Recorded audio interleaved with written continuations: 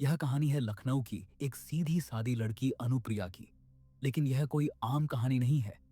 यह शुरुआत है उस डर की जो उसकी शादी के बाद उसके जीवन में उतर आया। एक ऐसा महावशीकरण जिसने उसके पति को उसकी आंखों के सामने पराया बना दिया। यह कोई साधारण तंत्र नहीं था। यह था मौत को भी वश में करने वाला भयानक वशीकरण तंत्र। ऐसी सच्ची दास्तान जिसे सुनते ही रूह कांप उठे और आपके शरीर में डर की एक ठंडी लहर दौड़ जाए। तो आइए सुनिए अनुप्रिया की खौफनाक कहानी उसकी जुबानी। वो सब जो अब तक किसी से नहीं कहा गया।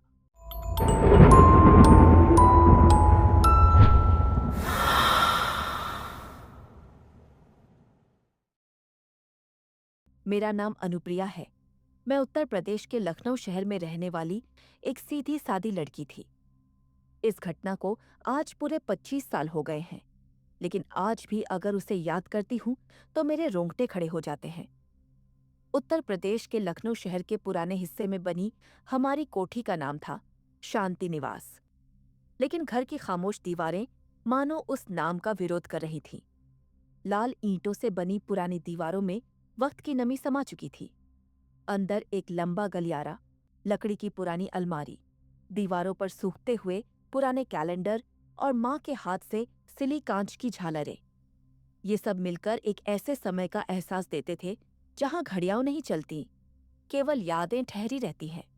मुझे सुबह जल्दी उठना, माँ के लिए चाय बनाना, बस पकड़ना, दिन भर लाइब्रेरी की अलमारी सहेजना और किताबों की खुशबू में खो जाना। मुझे पुराने अंग्रेजी उपन्यास पढ़ने का बेहद शौक था। ब्रॉन्टे सिस्टर्स और एडगर एलन पो मेरी प्रिय सूची में थे। मैं उन कहानियों की नायिकाओं में खुद को ढूंढती, एक ऐसी स्त्री जो जिंदगी से भागती नहीं पर अपने अकेलेपन में भी जीना जानती है। इन्हीं दिनों एक दोपहर लाइब्रेरी में मेरा सामना एक अपरिचित पुरुष से हुआ। वह आदमी बहुत ऊंचा, लंबा, पुलिस की चाल और बेहद शांत आंखों वाला था। उसने एक किताब मांगी। उसका चेहरा कठोर था, पर आंखों में कुछ ऐसा था जो मुझे उसकी ओर खींच लाया। आप पुलिस में हैं? मैंने पूछ ही लिया। वह हल्के से मुस्कुराया। हाँ, पुलिस में डीएसपी हूँ। नाम है कर्णवीर चौधरी। कर्णवीर एक राजपूत परिवार से आया पुलिस वाला था, जिसकी पोस्टिंग हाल ही में उत्तर प्रदेश के लखनऊ शहर में हुई थी। उसके पिता सेना में कर्नल थे और उसका पूरा खानदान वीर गाथाओं में पला बढ़ा था। हम दोनों की बातचीत धीरे धीरे बढ़ती गई। कर्णवीर को मेरा किताबों से लगाव भाया और मुझे उसकी गंभीरता। शुरुआत में यह सब बहुत साधारण लगा। हम दोनों दो अलग अलग दुनियाओं के लोग, एक साहित्य में खोई हुई महिला और एक बंदूक लिए पुलिस वाला। लेकिन वक्त ने हम दोनों के बीच एक ऐसी डोर बुंदी जिसे तोड़ना अब संभव नहीं था। कई महीने बीते। वह हर हफ्ते लाइब्रेरी आता और बाहर कॉफी के लिए कहता। हम दोनों की मुलाकातें गहरी होती गईं। मैंने पहली बार अपने जीवन में किसी पुरुष को इतना नजदीक से जाना। वह भी ऐसा पुरुष जो दिखने में कठोर था, पर अंदर से बेहद संवेदनशील। कर्णवीर ने पहली बार अपने घर के बारे में बताया। हमारे यहाँ बहुत रूढ़िवादी सोच है। माँ चाहती है कि मैं एक राजपूत ब्राह्मण लड़की से शादी करूं। तुम्हारी जाति, तुम्हारी माँ का विधवा होना, सब कुछ उन्हें नागवार गुजरेगा। मैं जानती थी यह रिश्ता आसान नहीं होगा। जब कर्णवीर ने अपने माता पिता से बात की तो एक ही उत्तर मिला, अगर तुम उस विधवा की बेटी से शादी करोगे तो हमारे लिए तुम मर जाओगे। दूसरी तरफ मैंने भी अपनी माँ से इस बारे में बात की। पहले तो मेरी माँ सहम गई, लेकिन मैंने पहली बार माँ को सीधे जवाब दिया, अगर मैंने इसे खो दिया तो मैं फिर कभी किसी से शादी नहीं करूंगी। साल 2000 की जुलाई में मैंने और कर्णवीर ने लखनऊ के एक पुराने मंदिर में शादी की। साक्षी केवल 3 लोग थे, मेरी बचपन की दोस्त मृणालिनी, मेरी माँ और कर्णवीर का साथी शेखावत, जो एक सीनियर इंस्पेक्टर था।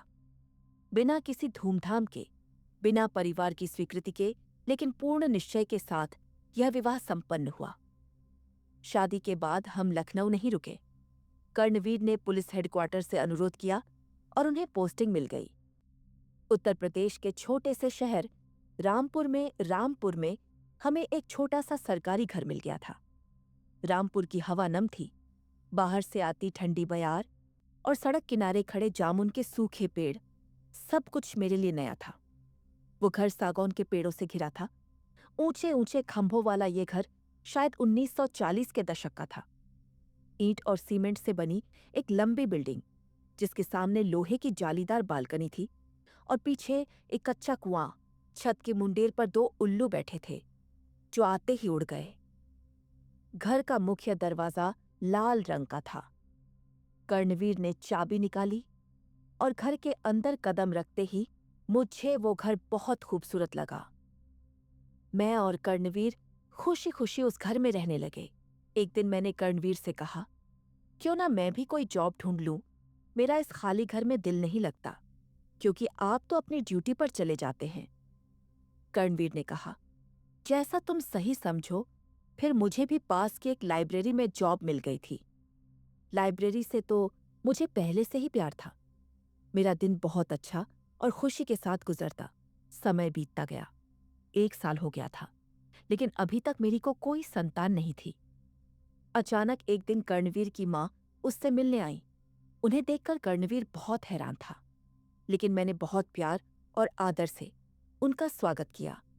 लेकिन कर्णवीर उनसे बहुत गुस्सा था।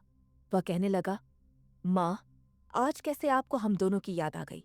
पहले तो आपने एक फोन तक नहीं किया कि हम कैसे हैं। कर्णवीर की माँ कुछ बोलती, इतने में ही मैंने कहा, कर्णवीर, छोड़ो ना। अब पुरानी बातों को माँ मिलने आई है तो उनसे अच्छे से बात करो ना। इतने में कर्णवीर की माँ की आंखों में आंसू आ गए। वह कहने लगी, बहू, तुम ठीक कह रही हो। बेटा कर्णवीर, तुम्हारे पिताजी की तबीयत ठीक नहीं है। वो बहुत बीमार है। मैं बहुत चिंता में हूं। बहुत से डॉक्टर को दिखाया, लेकिन कोई फर्क नहीं पड़ा। एक दिन मैं मंदिर में जाकर एक पंडित जी से इस बारे में पूछने गई। उन्होंने कहा, तेरे पिताजी ठीक हो जाएंगे, लेकिन उसकी पूजा करनी होगी। वो भी घर का बेटा ही कर सकता है। अचानक कर्णवीर ने अपनी माँ की बात को काटते हुए कहा, अच्छा माँ, तो ये बात है, आप हमसे मिलने नहीं आई। आप बस अपने और पिताजी के लिए ही यहाँ आई हैं। आपको और पिताजी को हम दोनों की क्या जरूरत पड़ती? अगर पंडित जी ये पूजा के लिए न कहते। फिर मैंने कर्णवीर को रोकते हुए समझाया, अब गुस्सा मत करो, वो हमसे बड़े हैं। अगर वो मुसीबत में हैं तो हमें उनकी मदद करनी चाहिए। इतना कहते ही कर्णवीर का गुस्सा शांत हो गया। उसने अपनी माँ से माफी मांगी। शाम का वक्त हो चला था। कर्णवीर की माँ ने कहा, हमें आज रात ही वो पूजा करनी है बेटा, जल्दी चलो। लेकिन मैंने कहा, मैं नहीं आ सकती माँ जी। आप ऐसे अचानक आई हैं तो मुझे जॉब के लिए छुट्टी नहीं मिलेगी। आप कर्णवीर को ले जाए। मुझे जैसे ही छुट्टी मिलेगी मैं आपके पास आ जाऊंगी। माँ ने जल्दी से कहा, ठीक है बेटा। लेकिन उनकी आंखों में कुछ अजीब सी चमक थी, जैसे वो किसी मकसद के साथ आई थी और वो पूरा हो गया हो। बस इसी बात का अब मुझे और कर्णवीर को जिंदगी भर का अफसोस रहा। कर्णवीर और उसकी माँ जल्दी से घर पहुंचे। यहाँ उनके पिताजी सच में बीमार बिस्तर पर पड़े थे, या फिर ये सब कोई छल था। कुछ समझ नहीं आ रहा था। कर्णवीर को कुछ अजीब सा महसूस हो रहा था, लेकिन उसने इसके बारे में ज्यादा नहीं सोचा। रात के 10 बज चुके थे। घर के दरवाजे के बाहर पंडित जी खड़े थे। उन्होंने कर्णवीर से कहा, बेटा, ये काला धागा अपनी कलाई पर बांध लो और हमें ये पूजा श्मशान में करनी है। और ये बूटी खा लो ताकि किसी का बुरा असर न हो। कर्णवीर ने बिना कुछ सोचे समझे, बिना कोई सवाल किए वो बूटी खा ली और उसी पल वह वहीं बेहोश हो गया। इसके बाद वो तीनों, पंडित और कर्णवीर के माता पिता, जोर जोर से हंसने लगे। हम अपने मकसद में कामयाब हो गए हैं। रात के 12 बज रहे थे। आसमान काले बादलों से ढका हुआ था। श्मशान भूमि के चारों ओर राख की रेखा खींची गई थी। 4 कोनों पर दीपक जलाए गए थे, जिसमें सरसों के तेल और काले तिल की बत्तियां जल रही थीं। हर कोने पर एक खोपड़ी रखी गई थी, जिसमें चिरकाल से तंत्र क्रिया हो रही थी। बीचों बीच एक तांत्रिक बैठा था। उसका नाम था तांत्रिक काल बाबा। उसके सामने बनाया गया था एक त्रिभुजाकार महावशीकरण यंत्र, जिसमें कर्णवीर को बैठाया जाना था। कर्णवीर के ऊपर एक मंत्र फूंका गया, जिससे वह होश में तो आ गया, लेकिन उसे ये नहीं पता था कि उसके साथ क्या हो रहा है। और न ही उसने इसका विरोध किया, क्योंकि तांत्रिक ने उस पर वशीकरण मंत्र फूंक दिया था।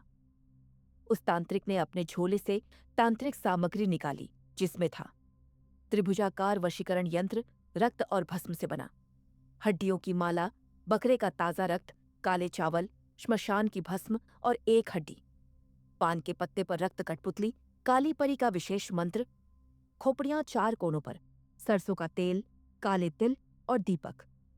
उस तांत्रिक ने कर्णवीर को त्रिभुजाकार वशीकरण यंत्र में बैठने को कहा। वो चुपचाप उसमें बैठ गया। उसके बाद उस यंत्र के चारों ओर 4 कोनों पर खोपड़ियां रख दी गईं। फिर कर्णवीर को बकरे के ताजा रक्त से नहलाया गया और उसी खून से उसके माथे पर तिलक किया गया। इसके बाद तांत्रिक ने अपने लिए एक रक्षा यंत्र बनाया और उसके भीतर बैठकर काली परी की साधना करने लगा। उसने परी को प्रसन्न करने के लिए भोग की सामग्री अपने पास रखी, जिसमें शामिल थे सिंदूर भस्म, पान के पत्ते पर रक्त, काले चावल, नाक कटी गुड़िया का सिर, काले धागे में बंधी चुड़ैल की चोटी और पास में रखा एक मुर्गा, जिस पर तांत्रिक ने तिलक लगाया था। अब वह परी का आवाहन करने लगा और जोर जोर से मंत्र बोलने लगा। अचानक श्मशान में जोर जोर से रोने की आवाजें आने लगी, चीखने की आवाजें, जैसे कोई औरतें एक साथ तड़प रही हों। और फिर जैसे ही तांत्रिक के 108 मंत्र पूरे हुए, एक काली परी उसके सामने प्रकट हुई। उसका बदन पूरा काला था, आंखें लाल और उनमें से खून टपक रहा था। तांत्रिक जल्दी से उसे मुर्गे की बलि देता है और वो शांत होती है। वो बोलती है, क्या चाहिए तुझे? तांत्रिक कहता है, इस बच्चे को अपने महावशीकरण में ले लो। इस अपने माँ बाप, अपनी नौकरी, इन सब के अलावा कुछ याद न रहे कि इसकी शादी हो चुकी है। ये सब भूल जाए और अब से जो इसकी माँ इसे कहे वही ये करे। परी हंसते हुए कहती है, ऐसा ही होगा और 40 दिन बाद ये मेरे वशीकरण से मुक्त हो जाएगा, लेकिन अपनी शादी की बात हमेशा के लिए भूल जाएगा। और 40 दिन के बाद मुझे एक बकरे का मांस और उसका ताज़ा खून चाहिए, नहीं तो मैं इसके साथ साथ इसके माँ बाप को बीच से फाड़ कर इनका मांस और खून पी जाऊंगी। तांत्रिक कहता है, ऐसा ही होगा। इसके बाद वो परी कर्णवीर के पास जाती है, उसके माथे पर मंत्र फूंकती है और उसके माथे के बीचों बीच अपना एक वशीकरण यंत्र स्थापित करती है। अब कर्णवीर पूरी तरह से उसके वश में हो चुका था और तभी वो परी वहां से गायब हो जाती है। उसके तुरंत बाद कर्णवीर को होश आता है। वो अपनी माँ से पूछता है, माँ, हम इस श्मशान में क्या कर रहे हैं? तो उसकी माँ कहती है, बेटा, तू बहुत बीमार हो गया था, इसलिए तेरे ऊपर से एक पूजा की थी इन सिद्ध बाबा ने। कर्णवीर कहता है, ठीक है माँ, चलो अब घर चलते हैं। वो सभी घर आ जाते हैं। सुबह का वक्त था, सुबह के 5 बज रहे थे। उधर दूसरी तरफ मैं बार बार कर्णवीर के घर फोन कर रही थी, लेकिन वहां से कोई जवाब नहीं आता। मुझे बहुत फिक्र होने लगी, कहीं कर्णवीर के पिताजी को कुछ हो तो नहीं गया। बहुत मुश्किल से मुझे 2 दिन की छुट्टी मिलती है। मैं कर्णवीर से मिलने उसके घर आती हूँ, लेकिन जैसे ही दरवाजा खुलता है, कर्णवीर की माँ मुझे बहुत डांटती है और बुरा बुरा बोलने लगती है।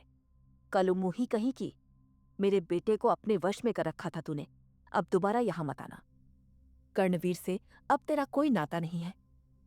बाहर इतना शोर होता है कि कर्णवीर अपने कमरे से बाहर आता है और कहता है, क्या हो रहा है माँ?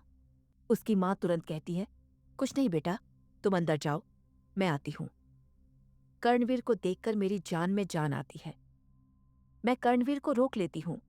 कर्णवीर, क्या हुआ है तुम्हें? मैं आपकी पत्नी अनुप्रिया हूं, मुझसे बात कीजिए। लेकिन कर्णवीर कहता है, मेरी कोई पत्नी नहीं है। और मेरी शादी कब हुई? अभी तो मुझे पुलिस में नौकरी मिली है। माँ, ये औरत कौन है और क्या बोल रही है? ये बात सुनकर मानो मेरे ऊपर दुख और दर्द एक साथ टूट पड़ा हो। मेरी आंखों से आंसू बहने लगते हैं। मैं जोर जोर से रोने लगती हूँ, लेकिन कर्णवीर की माँ मुझे घर से बाहर निकाल देती है। मैं वहीं उनके घर के बाहर पागलों की तरह बैठकर रो रही थी। कई मिनट तक मैं वहीं जमीन पर गिरी रही और फिर मैंने खुद को संभाला और सीधे अपनी माँ के पास पहुंची। मैंने अपनी माँ को सब कुछ विस्तार से बताया। माँ ने सुनते ही पूछा, ऐसा कैसे हो सकता है बेटा? वो तुझे पहचानता भी नहीं? मेरी आंखें भर आईं। माँ, वो तो मुझे देख ही नहीं रहे थे। उनकी माँ एक दिन घर आई थी। उसने कहा कि उनके पिताजी बहुत बीमार हैं और कोई पूजा करनी है जो सिर्फ घर का लड़का ही कर सकता है। इतना सुनते ही मेरी माँ समझ गई कि यह सब कोई तंत्र का जाल हो सकता है, लेकिन माँ ने मुझे इस बारे में कुछ नहीं कहा। वह बस बोली, भगवान भोलेनाथ और माँ काली पर भरोसा रखो बेटा, कुछ नहीं होगा। तू भगवान भोलेनाथ का व्रत कर, कोई न कोई रास्ता जरूर निकलेगा। मैंने माँ की बात मानी। अब मैंने सब कुछ भोलेनाथ पर छोड़ दिया। मेरे 7 व्रत पूरे होने को आए थे, लेकिन मेरा भगवान पर विश्वास अटूट था। एक रात मुझे एक सपना आया। सपने में मुझे एक सिद्ध महापुरुष के दर्शन हुए। वे बोले, बेटा जा, असम की पहाड़ियों में बने माँ कामाख्या के मंदिर जा, वहां जाकर माँ से आशीर्वाद ले।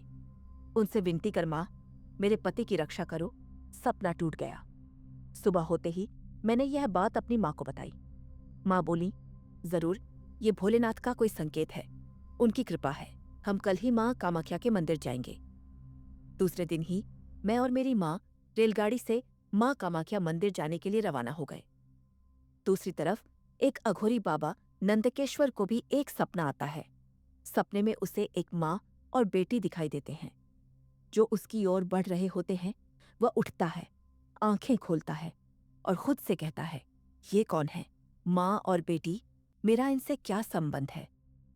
फिर वो अपनी तांत्रिक शक्तियों से ध्यान लगाकर देखता है और जैसे ही उसे सत्य का बोध होता है, वो मन ही मन बहुत प्रसन्न होता है और फुसफुसाते हुए कहता है, जैसी तेरी ईशा महादेव।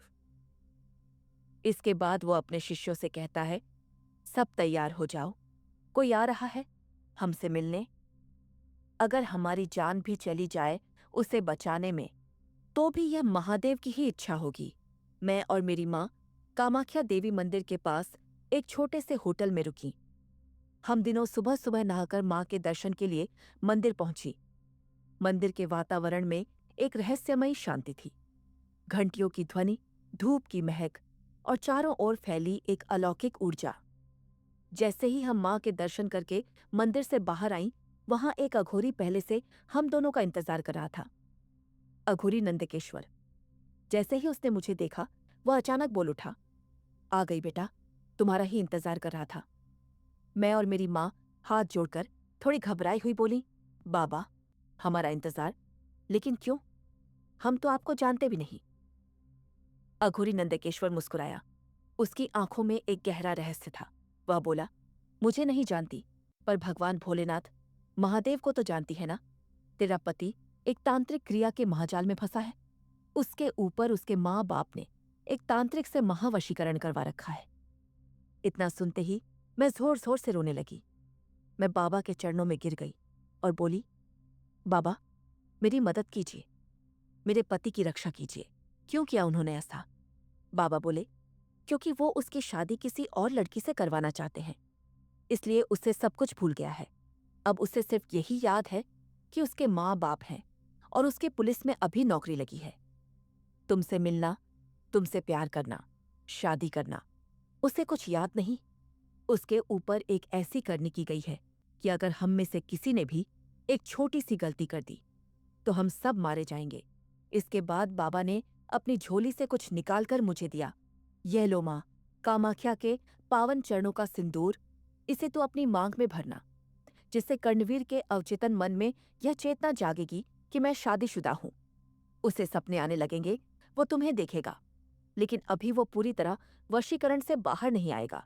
उसे यह सब केवल सपना लगेगा। बाबा कुछ क्षण रुके, फिर बोले, मैं 2 दिन बाद तेरे घर आऊंगा। अब जा, मुझे इसके लिए एक रात की विशेष पूजा करनी है, उसके बाद ही कुछ संभव हो सकेगा। मैं और मेरी माँ ने अघोरी नंदकेश्वर का आशीर्वाद लिया और माँ कामाख्या के चरणों में सिर नवाकर वापस घर लौट आईं। अगली रात अघोरी नंदकेश्वर असम के कामाख्या पर्वत की तलहटी में एक प्राचीन श्मशान में साधना कर रहे थे। चारों ओर सिर्फ राख, कपाल, सूखी टहनियां और गहरा सन्नाटा। बीच में एक त्रिकोण आकृति का चक्र था जहां नंदकेश्वर बैठे थे। रात का तीसरा पहर था। सबसे गहन अंधकार, जब न चांद दिखता है न तारा। चारों ओर 7 अग्निकुंड जलाए गए थे। हर कुंड में अलग अलग तांत्रिक सामग्री थी। काले तिल, मुर्दे की भस्म, मानव हड्डी की राख, करेले के बीज, उल्लू के नाखून, नींबू के टुकड़े, बिल्ली के बाल। इन 7 अग्निकुंडों के बीच नंदकेश्वर बैठा था। उसका पूरा शरीर भस्म से ढका था। गले में 108 हड्डियों की माला, हाथ में त्रिशूल और आंखें आधी बंद। उसके सामने रखा था एक कामाख्या यंत्र जो उसने अपने रक्त और भस्म से बनाया था। उस यंत्र पर रखी गई थी एक जीती जागती कौड़ी जिसमें मां की जोगनी का वास होना था। साधना शुरू होने से पहले उसने जोगनी का भोग अपने पास रखा। भोग की सामग्री थी ताजा रक्त अपने ही अंगूठे से टपकाया गया, भस्म, काला कपड़ा, पीपल के 11 सूखे पत्ते, 1 मुंड, 5 कौड़ियां, एक काली साड़ी, बिच्छू के जले हुए अंश, महाकामाख्या स्तोत्र। अब नंदकेश्वर महाकामाख्या स्तोत्र का जाप कर रहा था। हर मंत्र के साथ अग्निकुंड की ज्वालाएं तेज होती जा रही थीं। जब 108 बार यह मंत्र पूर्ण हुआ, आसमान गरज उठा। अग्निकुंड की ज्वालाएं नीली हो गई। कौड़ी से काला धुआं निकलने लगा और वहीं खोपड़ी के पीछे से एक छाया उठी, मां कामाख्या की जोगनी। उसकी आंखें काली, शरीर पर भस्म और राख की परत, और उसकी हंसी से पेड़ तक कांपने लगे। वो गर्जी, बोल अघोरी, तुझे मेरी क्या जरूरत पड़ी? क्यों मेरी नींद तोड़नी पड़ी? नंदकेश्वर ने सिर झुकाकर कहा, मां, एक बच्ची के पति पर काली परी का महावशीकरण किया गया है। उसका जीवन एक कठपुतली बन गया है। मैं चाहता हूं वशीकरण टूट जाए। जिसने यह किया है और जिसने करवाया है उसी पर उल्टा प्रभाव पड़े। मां, मुझे उपाय दो। जोगनी हंसी। उसकी हंसी में धधकती अग्नि की भयानकता थी। वह बोली, ऐसा करने के लिए तुझे त्रिवेणी वशीकरण भेदन साधना करनी होगी, जिसे करने के बाद किसी पर किए गए महावशीकरण को तोड़कर उस तंत्र को उसी तांत्रिक पर उल्टा घुमा दिया जा सकता है। अब अघोरी नंदकेश्वर के पास केवल एक विकल्प था, त्रिवेणी साधना, जिसमें जान का खतरा था। लेकिन अगर वह सफल हुआ तो कर्णवीर को मुक्त किया जा सकता था।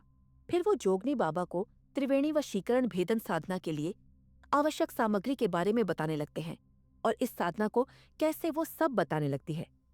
और बाबा नंदकेश्वर सब कुछ बहुत विस्तार से सुन रहे थे, जिसमें वशीकृत व्यक्ति की एक वस्तु, कपड़ा, बाल या फोटो, 3 रंग का धागा, लाल, काला, सफेद, काले बकरे का रक्त जिसमें उसकी अनुप्रिया का खून मिला हो, कामाख्या यंत्र रक्त और भस्म से बना हुआ, मिट्टी श्मशान की दक्षिण दिशा की, एक अधचला दीपक जिसकी बाती उल्टी हो, 3 कौड़ियां जिसमें एक टूटी हुई हो। वशीकृत व्यक्ति की वस्तु को काले धागे में बांधकर अग्निकुंड के चारों ओर घुमाना होगा।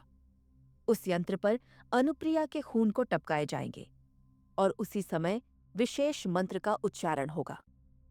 अंतिम चरण में काले बकरे के रक्त से एक रेखा खींची जाएगी। उस रेखा में मेरा आह्वान किया जाएगा, जिससे वह वशीकरण वापस भेजा जा सके। लेकिन जोगनी ने चेताया था, यह साधना एक ही बार में पूरी होनी चाहिए। जिसे छुड़ाना है, उसकी पत्नी को जैसे ही मंत्र पूर्ण हो, अपना खून यंत्र में डालना होगा, और जब उसका पति उस वशीकरण से बाहर आएगा, तब उसका खून भी अग्निकुंड में टपकना होगा। अगर ऐसा न हुआ और साधना करते वक्त थोड़ी सी भी गलती हुई, तो वह पुरुष फिर से उसी वशीकरण में लौट जाएगा और इस बार उसे कोई भी वापस नहीं ला सकेगा, और साथ में तुम सब भी मरे जाओगे। नंदकेश्वर ने सिर झुकाकर कहा, मैं तैयार हूं मां, और वो लड़की भी तैयार होगी। जोगनी धीरे धीरे धुएं में समा गई, लेकिन उसकी आंखें अब भी उस खोपड़ी के भीतर जल रही थीं। अगले दिन बाबा नंदकेश्वर मेरे पास घर आ गए। उन्होंने सब कुछ विस्तार से बताया। मैं बोली, बाबा, मैं कुछ भी करने को तैयार हूं। बाबा ने कहा, आज रात को ही यह साधना करनी होगी, किसी ऐसे सुनसान श्मशान में जहां कोई आता जाता न हो, और इस साधना के बाद करणवीर खुद तेरे पास इसी श्मशान में आएगा। रात के 12 बज चुके थे। बाबा नंदकेश्वर, मैं और मेरी मां श्मशान पहुंच चुके थे। बाबा ने बिल्कुल वैसा ही करना शुरू किया जैसा जोगनी ने बताया था। मैं हर आदेश को पूरी श्रद्धा और समर्पण से पूरा कर रही थी। साधना स्थल पर वही खोपड़ी रखी गई जिसमें जोगनी की लाल आंखें अब भी जल रही थीं। मानो उसी में उसका वसा हो। बाबा मंत्रोच्चारण करने लगे। श्मशान से भूतों और प्रेतों की आवाजें आने लगी। उल्लू जोर जोर से बोलने लगे। इतने में बहुत गुस्से में वह पर काली परी प्रकट हो चुकी थी और वह बाबा और मुझ पर हमला करने लगी। उसी क्षण खोपड़ी की आंखों से एक तेज अग्नि किरण निकली जिसने उस काली परी को वहीं से भगा दिया। वो परी भागकर उस तांत्रिक के पास पहुंची जिसने यह महावशीकरण किया था, लेकिन इससे पहले कि तांत्रिक कुछ समझ पाता, उस काली परी ने उसे बीच से फाड़ दिया। वो उसका मांस खाने लगी और उसका खून पी गई। उधर करणवीर अब ठीक हो चुका था। उसे सब कुछ याद आ गया था। रात के समय वह अपने माता पिता के घर से सीधे बाहर निकल पड़ा और वह पहले मेरी माँ के घर पहुंचा, लेकिन वहां कोई नहीं था। पड़ोसियों से पूछने पर उसे पता चला मैं और मेरी माँ एक अघोरी के साथ श्मशान गई हैं। वह तुरंत वहां पहुंचा। करणवीर को देखकर मैं फूट फूट कर रोने लगी। तभी बाबा नंदकेश्वर बोले, आओ बेटा, अपने खून की कुछ बूंदें इस अग्निकुंड में डालो। जैसे ही करणवीर ने वैसा किया, उसके माता पिता को एक भीषण झटका लगा और वहीं उनकी मृत्यु हो गई। अगली सुबह करणवीर और मुझे इस बात का पता चला और इस तरह वह महावशीकरण से मुक्त हो गया। अब हम सब बहुत खुश हैं। भगवान भोलेनाथ और माँ कामाख्या के आशीर्वाद से हमें एक प्यारा सा बेटा भी हुआ। लेकिन आज भी जब मैं उस रात को याद करती हूँ, मेरे शरीर में एक अजीब सी ठंडक दौड़ जाती है। अगर आपके साथ भी कभी कोई सच्ची, डरावनी या रहस्यमयी घटना घटी है, तो आप वो कहानी हमसे शेयर कर सकते हैं। आप हमें इंस्टाग्राम की इस आईडी पर फॉलो करने के बाद हमें अपनी कहानी वॉइस नोट में सेंड कर सकते हैं। इंस्टाग्राम की आईडी का लिंक आपको डिस्क्रिप्शन में भी मिल जाएगा।